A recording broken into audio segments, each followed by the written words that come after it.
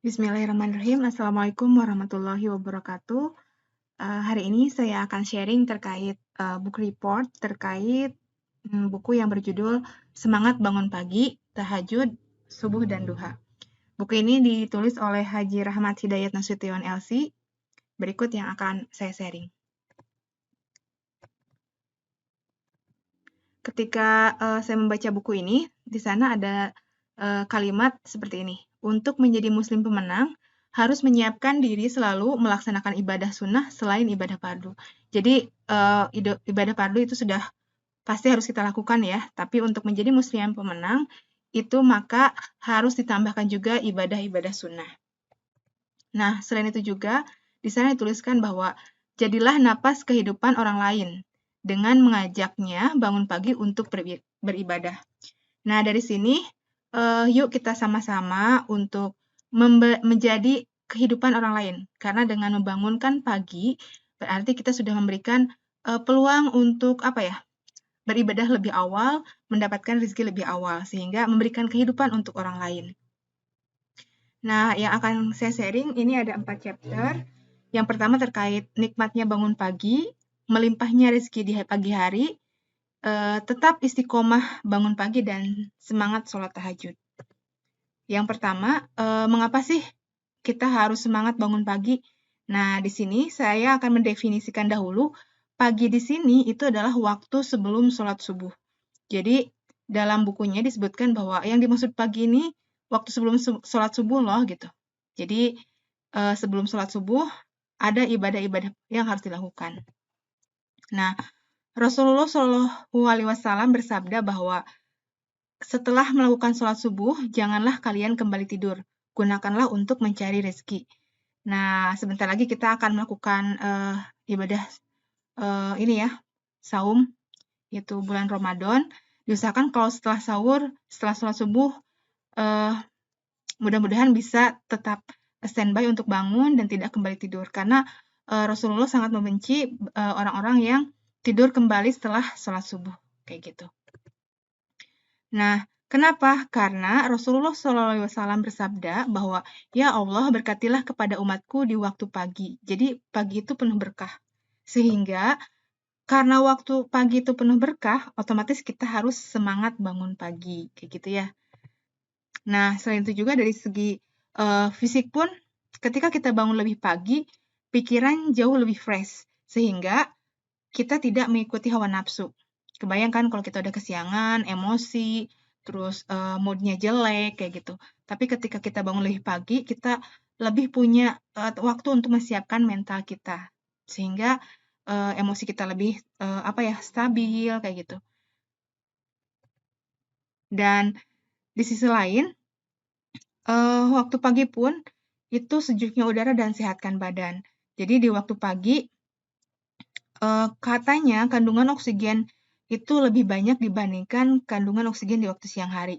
Apalagi untuk orang-orang yang tinggal di kota nih, karena kan semakin siang itu semakin banyak kendaraan yang berlalu lalang, sehingga untuk mendapatkan kadar oksigen yang banyak itu cukup perlu usaha juga. Nah, tapi kalau kita bangunnya pagi-pagi, kita akan mendapatkan banyak oksigen dan segar kayak gitu. Dan berkahnya sinar matahari. Jadi sinar matahari yang pagi-pagi itu ada vitaminnya banyak kayak gitu, sinar UV-nya juga bermanfaat, masih aman kayak gitu. Itulah hal-hal yang ada pada pagi hari. Nah, kita sebagai umat muslim mungkin ada banyak sekali ibadah-ibadah pagi yang bisa kita lakukan kayak gitu. Sedangkan di agama lain belum tentu ada atau mungkin ada beberapa tapi tidak sebanyak dengan kita. Maka sebaiknya kita tidak menyia-nyiakan kesempatan tersebut kayak gitu ya.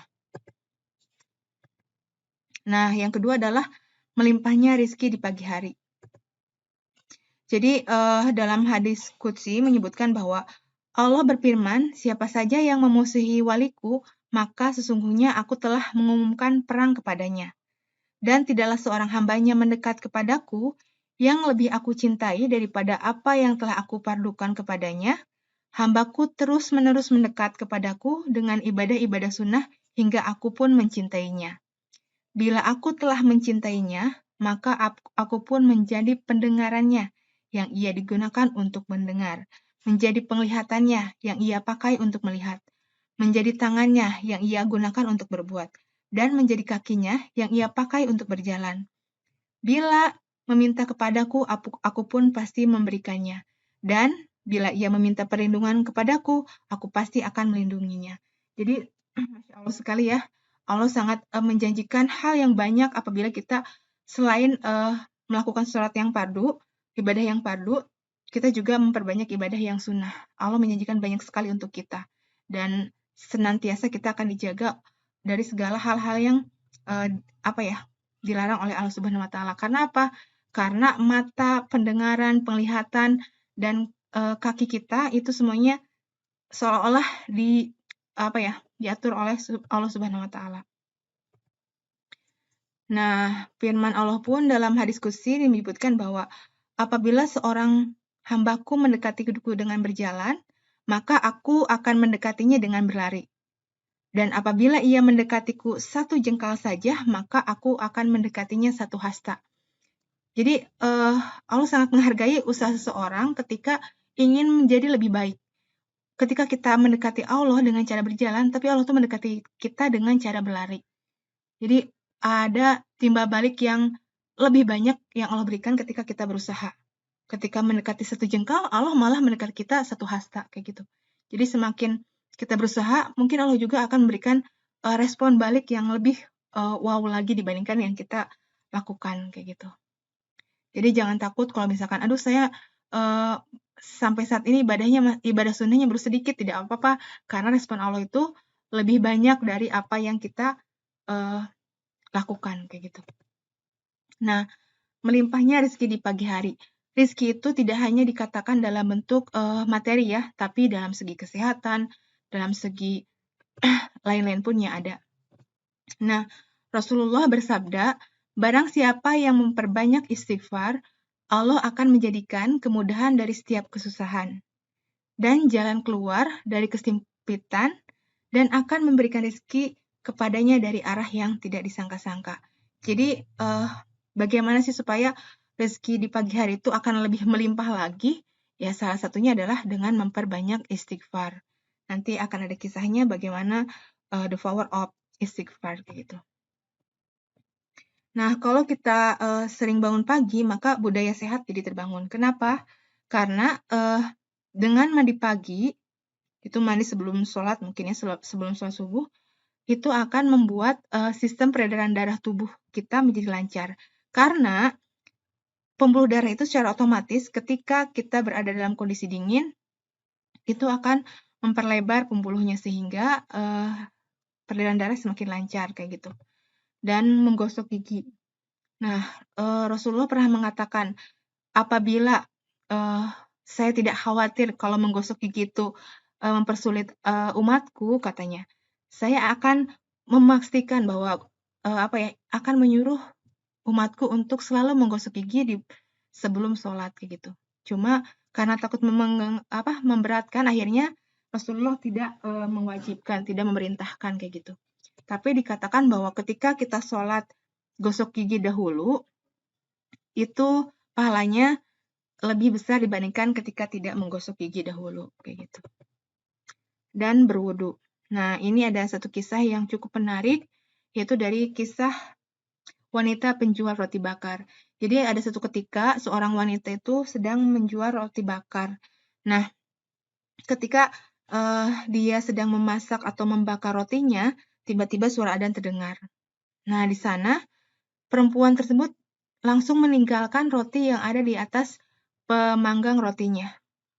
Dia langsung sholat dan ada setan yang berwujud wanita mengganggu penjual itu yang sedang sholat. Dia berkata, "Hai, cepat bereskan sholatmu karena itu roti gosong tuh yang ada di penggorengan," kayak gitu. Tapi penjual roti itu tidak terganggu gitu.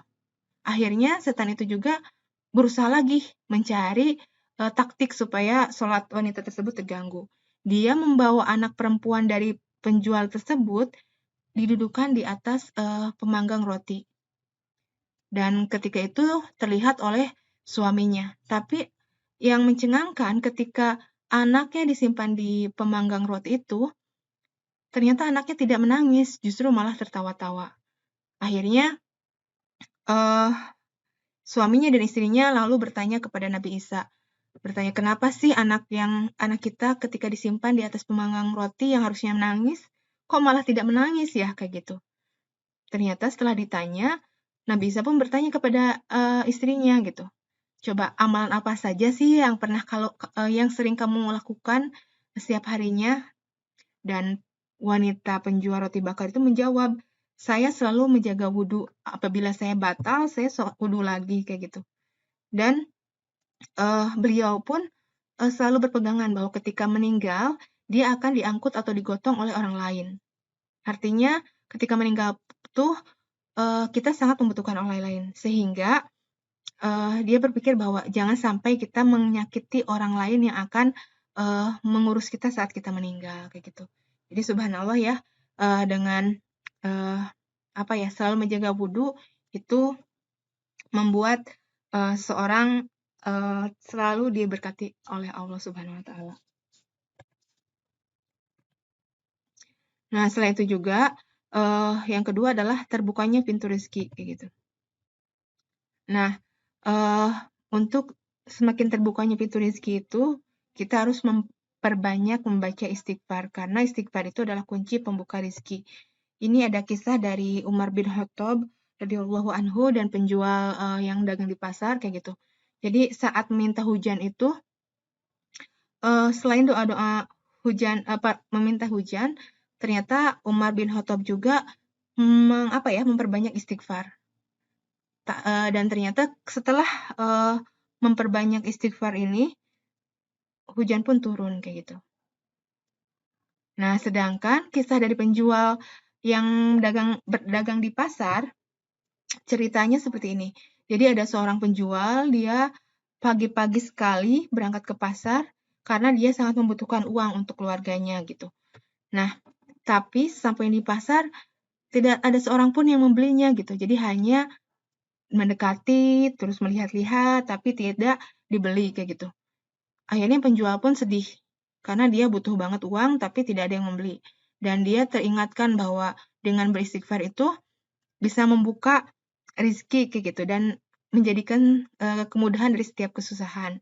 Akhirnya penjual tersebut membaca istighfar, dan tidak lama kemudian, orang-orang berdatangan dan membeli barang dagangannya. Nah, setelah semuanya laku, akhirnya penjual itu menangis karena dia menyadari bahwa betapa bereaksinya gitu dengan memperbanyak istighfar itu kayak gitu. Dan yang ketiga adalah disiplin dalam bekerja. Jadi rezeki itu seperti yang tadi saya ungkapkan tidak hanya berbentuk materi, tapi dengan kita bisa memiliki waktu yang lebih banyak dari orang lain, yang lebih bisa memanfaatkan waktu lebih banyak, itu juga rezeki buat kita kayak gitu. Nah, bagi kita yang sudah bangun pagi-pagi, tolong dimaksimalkan, diatur manajemen kegiatannya, jangan sampai tidak teratur sehingga jadi sia-sia kayak gitu. Dan Rasulullah pun melarang untuk berbincang-bincang setelah sholat Isya dan meminta untuk lebih cepat tidur. Kenapa? Supaya bisa bangun lebih pagi lagi. Nah, yang ketiga adalah tetap istiqomah bangun pagi. Nah, kenapa kita harus istiqomah dalam melakukan suatu ibadah? Karena ada satu sabda Rasulullah yang menyampaikan bahwa, wahai sekalian manusia, lakukanlah amalan sesuai dengan kemampuan kalian. Sebab Allah tidaklah bosan sampai kalian merasa bosan. Ketahuilah bahwa amalan yang paling dicintai oleh Allah adalah amalan yang dilakukan terus-menerus walaupun sedikit. Jadi asal istiqomah, walaupun sedikit tidak apa-apa, Allah tetap suka kayak gitu. Allah tidak akan bosan sampai kita yang merasa bosan kayak gitu. Jadi jangan malu, jangan ngerasa rendah diri karena melakukan ibadah sunnahnya baru sedikit kayak gitu. Jadi tetap dijaga, yang penting istiqomah. Nah, bagaimana sih supaya istiqomah untuk bangun pagi. Yang pertama adalah ajak keluarga ramai-ramai untuk bangun pagi. Jadi sampai dicontohkan sama Rasulullah.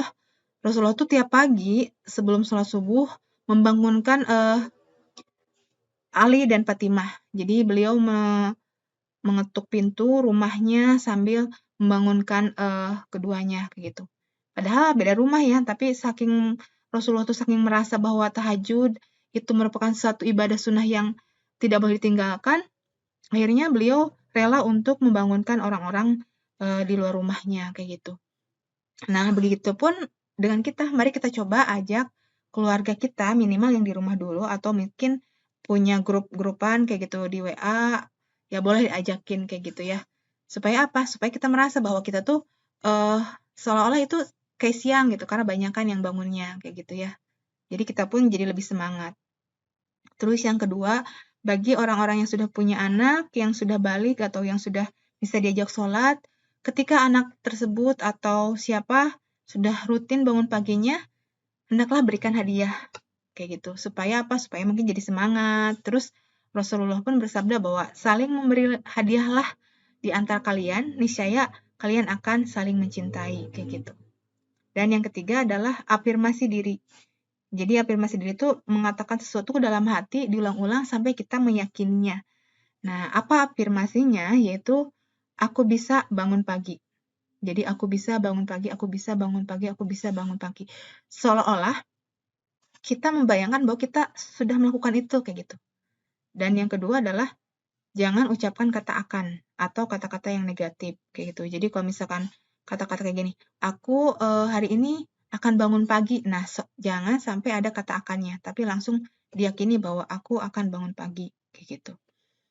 Terus yang ketiga semangat, yang keempat hakul yakin, dan yang kelima positive feeling gitu. Nah, itu adalah beberapa cara supaya kita istiqomah dalam bangun pagi. Mungkin di antara Bapak Ibu juga ada yang punya cara supaya tetap istiqomah ya bangun paginya. Nah, untuk keutamaan sholat tahajudnya, saya hanya bahas sedikit saja.